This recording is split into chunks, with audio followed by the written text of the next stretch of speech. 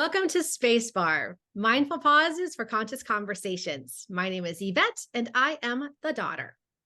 And I'm Linda, and I'm the mom.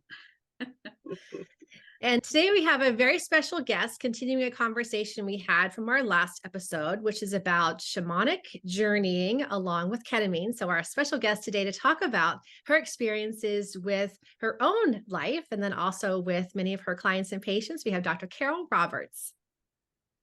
So nice to be on your show. I'm honored and thrilled. Well, thanks for making time for us. What do you want to know? Mom, do you want to start? I'm sure you have a ton of questions because what I will say is that in our last episode, we both talked about our individual experiences, not looking to, create expectations for people, but then we were really trying to kind of hold back on what ketamine was as a journey and how important the shamanic influence in that journey is and how you have melded the two together. But what if we just start off in talking about who you are and your background? Okay, so I'm a practicing physician of 40 years. The first 10, I was a traditional surgeon, ENT doctor. And it seemed to me that people were getting better with practitioners and therapies that I knew nothing about. And so I started learning more about natural medicine. And after my 10-year stint as an ENT, I kind of fell off the edge of the earth and learned how to fly.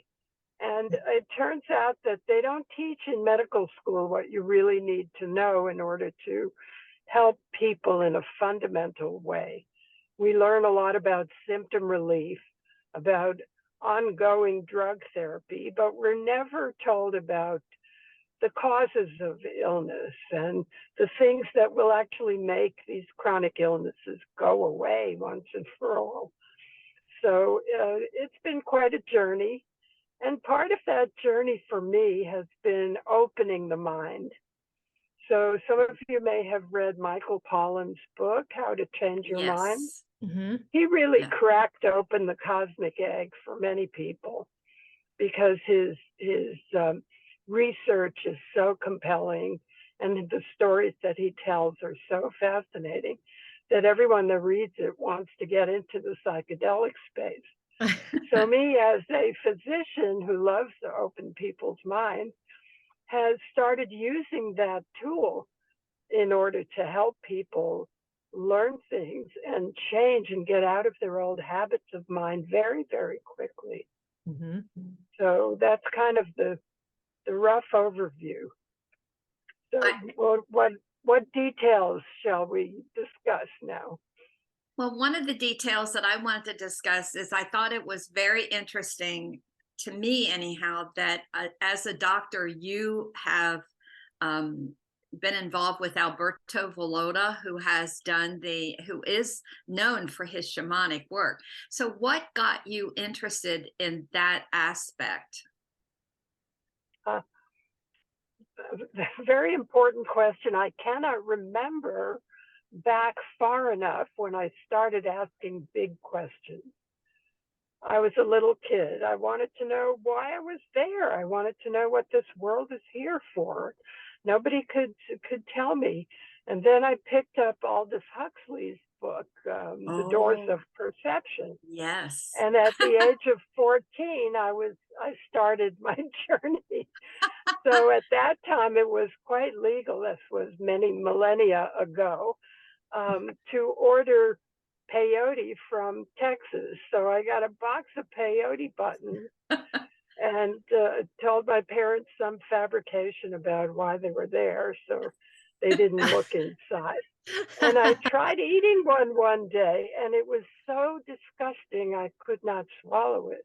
Oh. But that was actually my first efforts at doing psychedelics.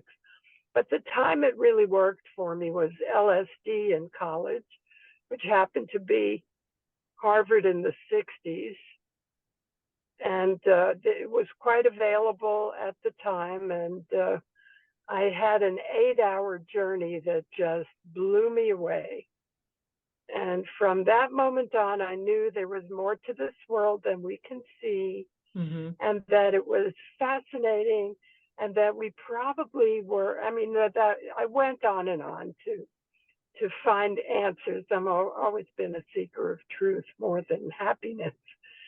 And for those of you like me out there, there is no more direct way to experience the truth of the universe than to allow the plant medicine to take you to the heart of everything. I call it, for people who never experienced it, it's a lot like dreamland. It's really dreamland, but you're lucid dreaming. You take your consciousness in with you, and so you can kind of navigate and see what's in there for you. You kind of get the what psychedelics have been. Yeah, I'm sorry, go ahead. No, I was going to say what you were mentioning is about being dreamland, is that it almost reminds me of maybe where, I hate to equate Disney with this, but Alice in Wonderland, and where the artists who designed that, and even Willy Wonka and the Chocolate Factory, having had the ketamine journeys, I can understand how mesmerizing the journey becomes, and how you almost want to capture the journey, and people who probably have done it and then put it into their art, which I know you're an artist as well. So is that something that has influenced your art over the years and how you have interpreted life through those kinds of journeys? Oh, for sure, of course, because when you have insights like that, you want to share them. But there aren't words. Words are inadequate. I call them tiny straitjackets for ideas. That's a great analogy. I love that. Yes. Linda, you're a wordsmith, so I know you get it. But using words like pointillism, you just have to put the whole thing together. It's so painstaking. But visuals and fantasy can really say a lot. And yes, I think much of what we see in creativity and in the arts comes through psychedelic experiences. I think metaphor is probably the closest that we can get when we're talking about that, because as you said, there's really no vocabulary for that. It's inadequate. It is. It's because the intellect can't take you there. Yes. No. So that frightens people, because we're so reliant on our intellects. We won't take a step without having all kinds of scientific studies to back it up. And sometimes you just have to take that leap. And take the word for others who have done before you.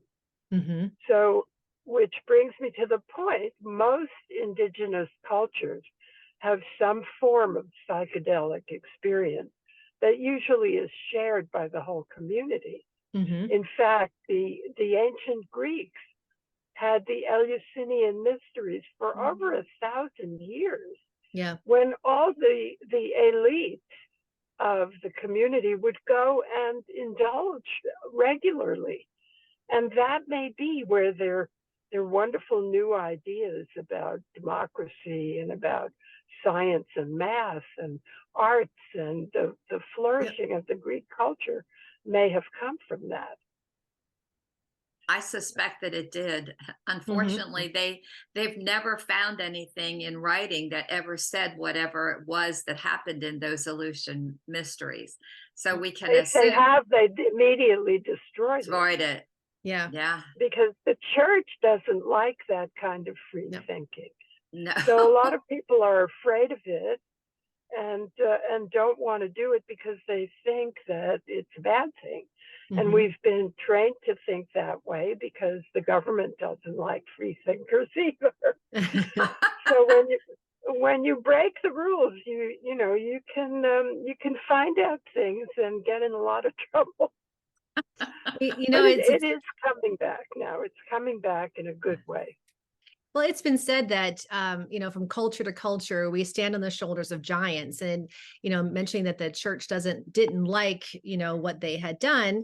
So that kind of went by the wayside. But at the same time, we had the Holy Sacrament, and, you drink from the cup So perhaps the cup was what they absorbed from the ancient Greeks to get people to buy into, what was to become Christianity. So that might be part of that transition in getting the Very conversion interesting. theory. Yes.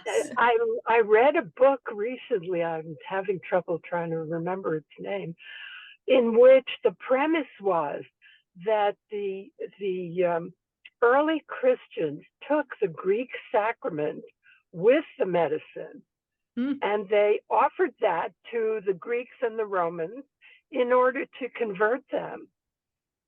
And so they were using it, but then it was outlawed after, the church was strongly established and wouldn't allow that anymore. So it may have been the gateway drug to Christianity. There you go. Somebody had to write the Bible. Well, it's interesting that you say about community, that they went as a community, because normally the ketamine therapy is done individually. But I wonder what would happen. And Yvette, I think you may have participated in that as part of that retreat. Mm-hmm. Is it different when it's in community? Do people share kind of, thoughts going around, or what is that like? Because I did mine individually. So I think it's different. I think it's a bonding experience. Okay. Although ketamine is one drug, it's the only legal psychedelic that we can use right now. So that's why I'm using ketamine. I have others I would be using if they were legal. Mm-hmm. And they will be, but so far we hope. But ketamine dissociates the mind from the body. So it's a rather boring thing to watch when you're the sitter or the shaman. Nothing seems to be happening. With many of the others, people walk around, they can talk, they can express themselves, but not so much with ketamine. So ketamine is less of a bonding, but the bonding happens afterwards, mm-hmm. with the sharing and the, we eat after a group experience, and then mm-hmm. we go around the table and everyone can say whatever they want to.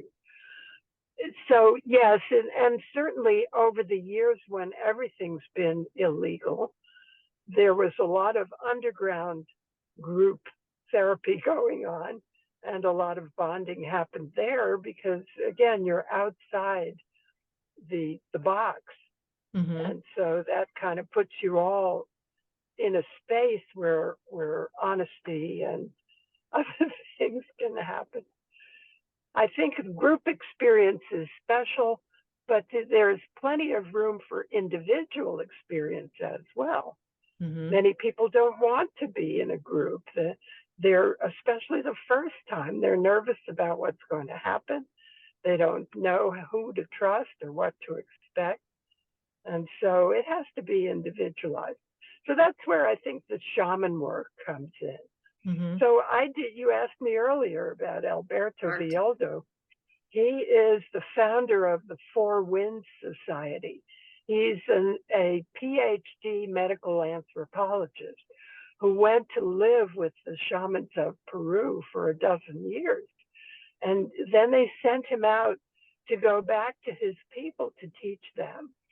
So for many decades, he's been training Americans, Germans, Europeans, South Americans, lots and lots of people all over the world in the shamanic worldview.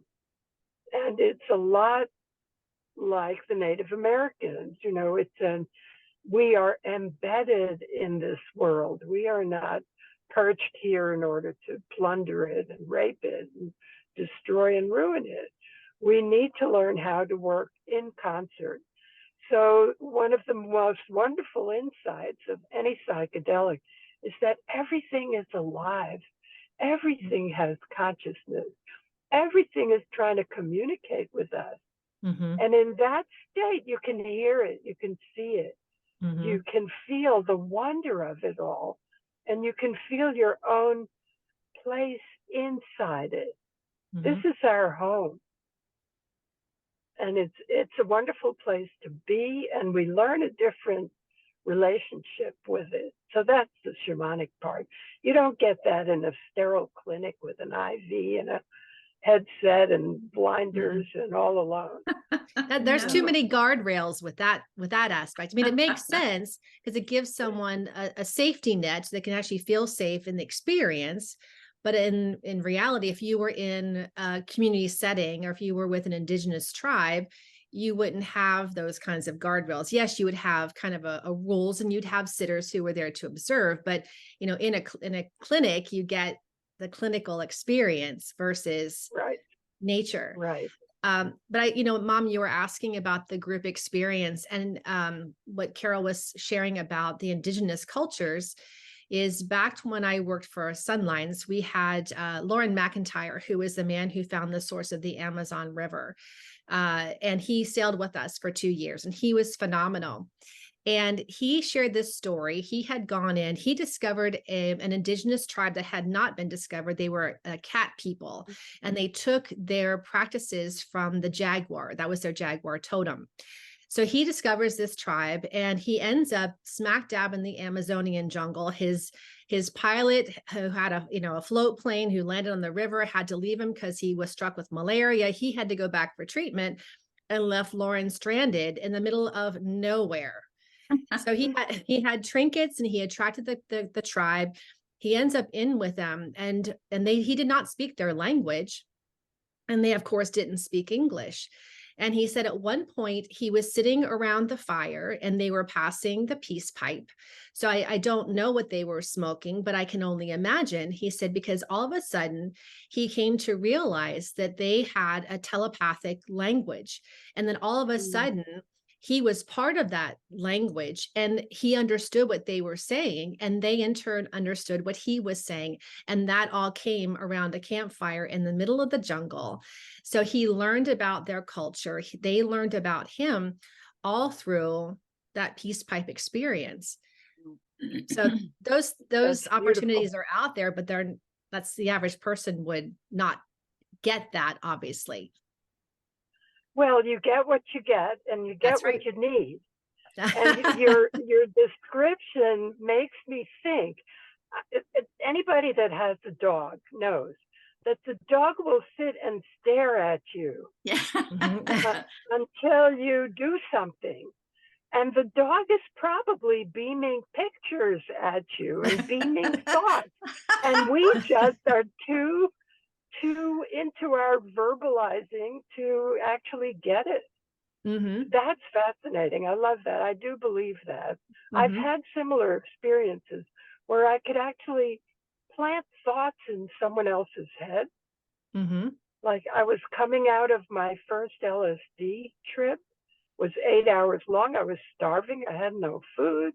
I didn't know how to call for food. I couldn't figure out how to use a phone or what magic words to say. And then my neighbor came out in the hall. We lived in an apartment.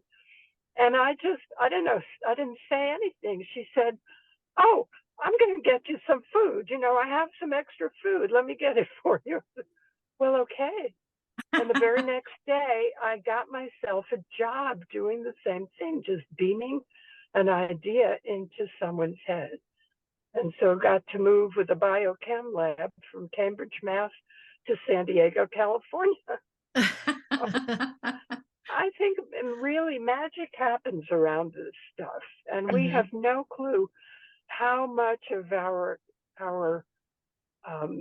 psychic abilities are blocked by our intellect. Amen. Amen to that. Amen to that. Well, Carol, can I ask a question, just going back in history, because you mentioned that you had your LSD experience when you were in college, but at what point in our nation's history did they make psychedelics illegal? And when did ketamine become a legal psychedelic with our culture? So my college experience was in the 60s, of course. And everything was happening around then. So when Leary started talking about dropping out and people started doing that, the powers that be got very nervous. And so the psychedelics, the marijuana, were made illegal in 1970. Okay. That was, I think, Richard Nixon. Mm-hmm. And since then, they've been classified as Schedule 1 drugs, which means there is no medicinal value and there's a high addictive potential. And neither is true in the case of psychedelics. Psychedelics were studied in the 50s and 60s by researchers all over the world, and they were found to have incredible properties and very helpful for certain things. But this, it's not the Drug Enforcement Act. It's something about the drug. I can't remember what the name of it is, but that terrible 1970 bill put a stop to all of it. And for the last 50 years, we've not been able to study these things. Mm-hmm. So finally, we're getting back to where, through the efforts, incomparable efforts of Rick Doblin and others like him, and the Multidisciplinary Association for Psychedelic Studies, he went to the Kennedy School of Government to get a PhD to learn how to deal with the FDA. So we're getting these things legalized soon. They've already been decriminalized in Oregon and certain cities, Denver and some cities in California. It's coming, folks, so get ready. So that's what happened. Ketamine has been legal as an anesthetic for 30 or more years. It's been used in ORs all over the world and on the battlefield. It's a terrific battlefield anesthetic because nobody dies. You don't stop breathing. You can administer it by an injection, get really good pain relief and amnesia, and move people off the battlefield. So this is considered an off-label use. And that means that any doctor can prescribe it. It's only a Schedule 3. So it's in the same category as something like codeine. Okay. So it's not a big deal. And it works, and it's quick, and it's reliable, and nobody dies. So we like that too. And ketamine is legal all across the country in all 50 states, or is it like city specific, like certain other, like no, you mentioned not Denver? At all. Okay. All over the world, it's really used a lot. But the dosage for a ketamine journey is significantly different than if you were using it for an anesthetic reason, correct?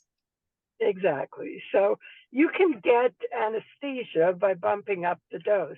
And there's just, it's a fine line. So it can be weight related. It can be how you metabolize drugs. So it's still an art form to do it, but it is still quite safe. So the kids that use it recreationally know that if they overdose, they call it falling into the K-hole. They fall into the K-hole, they have no memory of what happened. So that's the anesthetic aspect of it. That's interesting. Wow. So what's the sweet spot? So if you, I guess it's probably two sides of the question, is the sweet spot for having in a journey, or just the sweet spot for just feeling sort of not detached, but kind of lucid? Is there a stage process to figuring that out? Yeah, you can increase the dose. You can start with a low dose and see how it works for that person. And then the next time you do it, you bump up or double the dose. And then the third day, then this is what we did on our retreat and we'll continue to do. The third dose would be the one, or one would hope that you can let go of your ego. Yeah. It's the ego dissolving dose.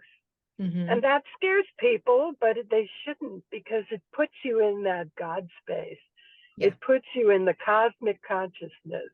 It allows you to experience the ocean of bliss and the ocean of love that supports us all the time. But we're not aware of it because we think we end at our skin. we're bags of skin walking around. That's so not true. We're little droplets in the ocean of consciousness. And this is what psychedelics, where that can take us. And yeah, it's dose related, really. Mm-hmm. Mom, do you have any That's a questions? really, well, I'm just thinking that was just a lovely way to express that, so that people have some sense of, not just what it does, but talking about the difference. You're able to remember when you come back what kind of journey you had. It's not like you're out. So Mm-hmm. I Right. know for, Unless yeah, you're overdosed. But, Yeah. we so don't it's want. very helpful for people to write down their experiences as soon as they can, because you tend to forget. And then the experience will develop in your mind over time. You'll come to realizations. Oh, that's what that meant, or oh, that's what that character was trying to tell me, or that was the situation. You come to understand more and more. In many people, there are psychological blocks to personal growth. Mm-hmm. So fears and phobias and old abusive experiences and whatnot that have to be dealt with, and they will tend to come up first. Mm-hmm. So if you're a very rigid kind of a person, that's probably because you're hiding things from yourself. And so these are what people call bad trips. I call them liberating, because they're showing you what you need to be looking at, what you need to work through.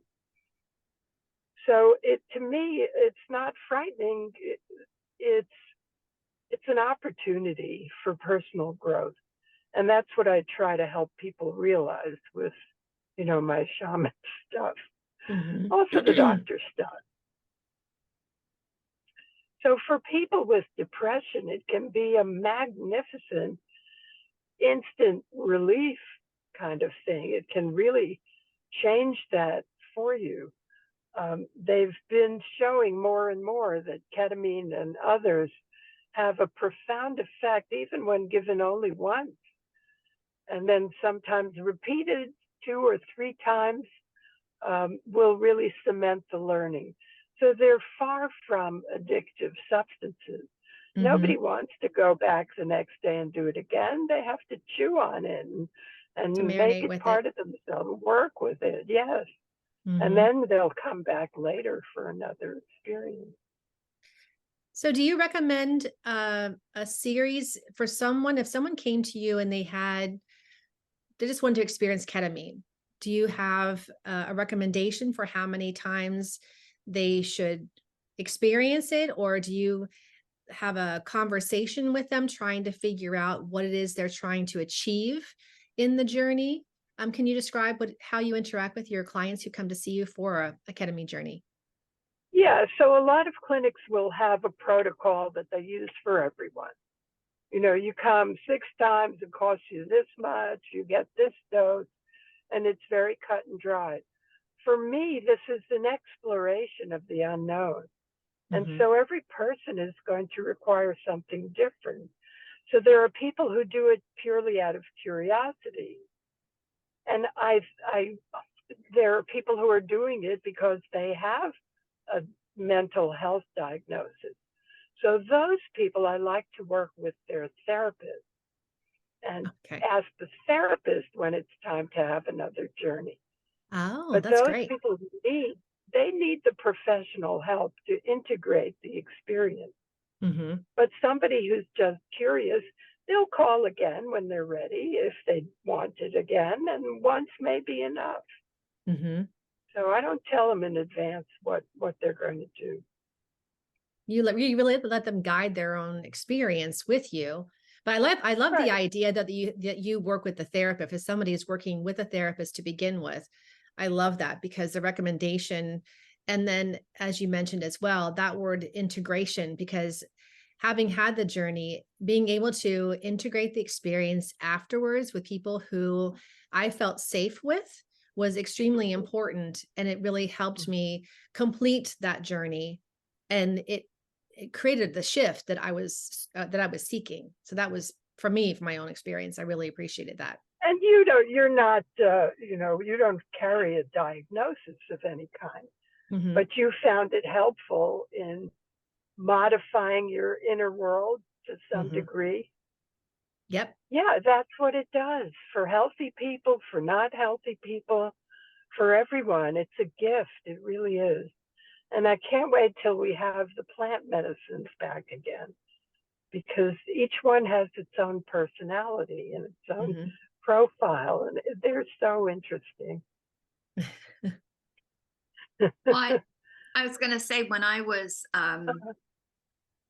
working on the article, I found out that John Hopkins has been studying the psychedelics for some time. So I think that's a good thing for people to know. It just didn't happen. I mean, it's been like 30 years that they've kept on studying the effects of psychedelics. And that's how they knew about what to use for soldiers who came back from the war for PTSD. And so I think it's because it's been studied so long. 30 years is a long time to be studying that. They should know. So why aren't they legal already? Yes, that's what I wondered. Yes. Yeah. There's a pushback. There's definitely a backlash from pharma, and who knows who else, maybe the church, I don't know. But it's not just the scientific evidence that we're waiting on, because we have a lot of that. There are some other political forces happening, and we're working through according to the rules and getting it legalized. But at any point they could shut it down again.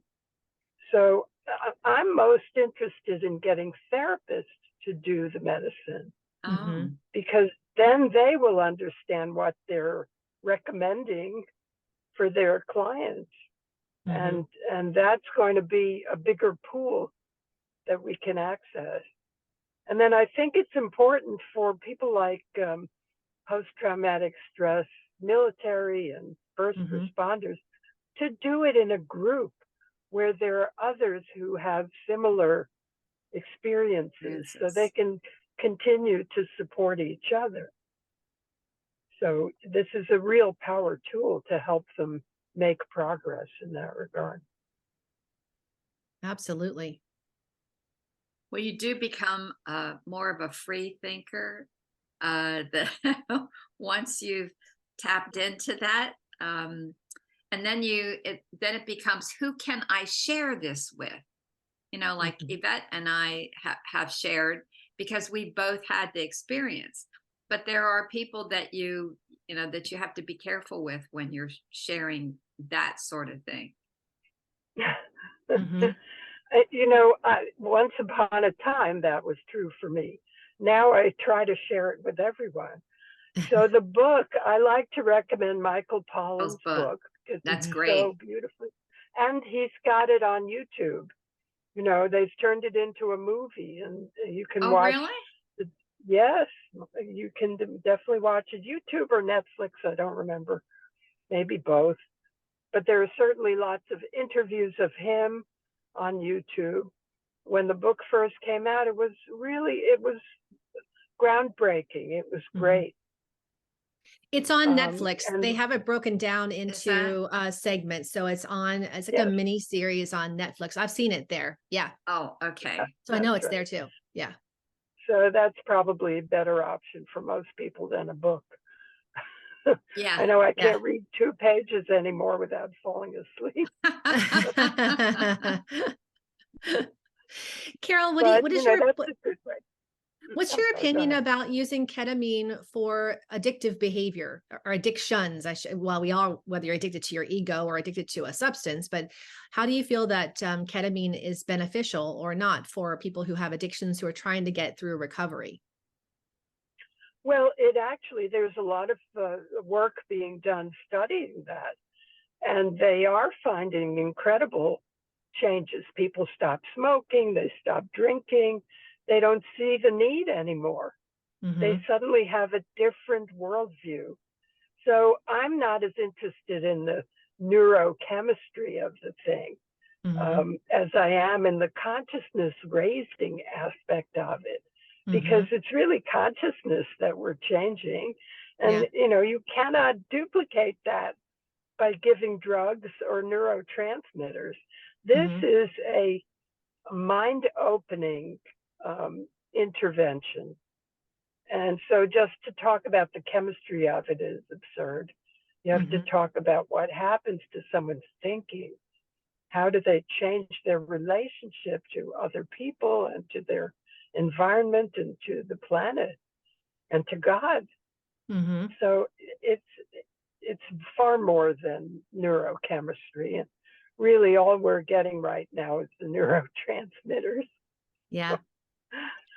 But the results are astonishing, also for things like eating disorders. So any maladaptive way of dealing with your hidden demons is liable to be unroofed and changed by this experience. And it won't take very many. It's very exciting that way. Yeah. Good question. In yoga, we're taught that the belief of yoga and the practice is to get to the root cause, much like functional medicine, the root cause of the addictive behavior, whether it's smoking, eating. And I was actually going to ask you, but you kind of answered this question in your answer now, because what it reminds me of is ketamine opens the door to the subconscious mind, which is where the addictive behaviors lie. That's where the true source of that, where it's our opinions about ourselves, or it's, past trauma, because the body keeps score on everything. So it seems that the trap door, the escape hatch to the subconscious, is provided through the ketamine journey that can really heal instantaneously, and get rid of that root cause and dissolve it at its true source, which is in the subconscious. Exactly. I think the metaphor for Linda's point is Pandora's box. Oh.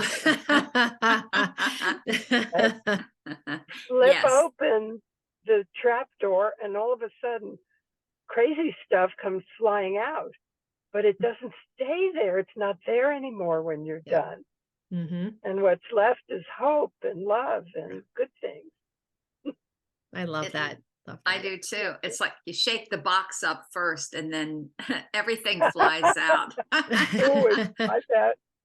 Yeah. And maybe there's more than one demon in there. Maybe you have to do it again, but each time you're lighter and life is easier. Yes. And you have fewer buttons to push and you have fewer rules to follow.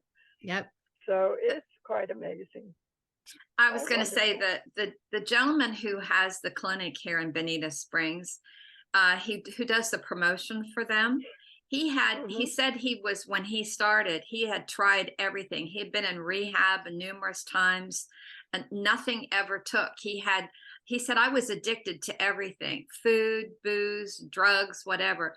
He did 6 ketamine treatments and no addictions. He's clean as a whistle.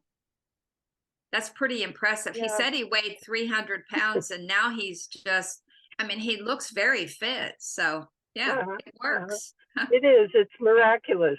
And then his life changed because he wanted to share it with others. Yes. Yeah. So Mom, you turn into a benefactor of mankind instead of a consumer of garbage. Yeah. What a wonderful way to put that. Yeah. A benefactor of mankind. Yes, you do. Yeah. And we all need to become that, don't we? We do, especially now.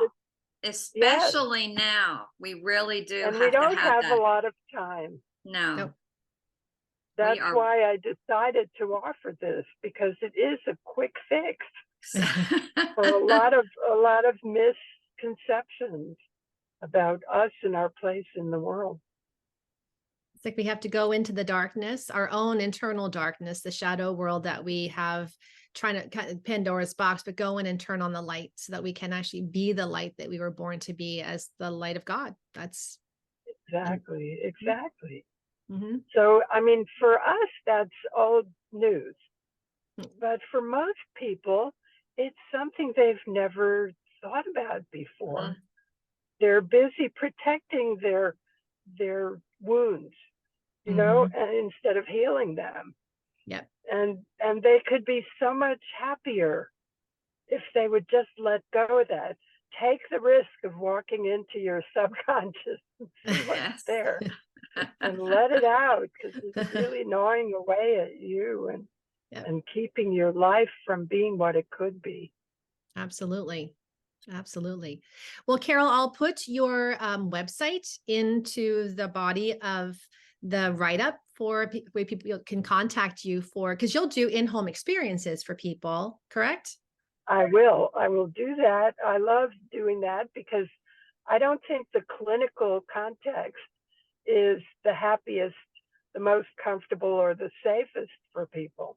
Mm-hmm. So I go to their homes. I can do up to 3 people at once in someone's home.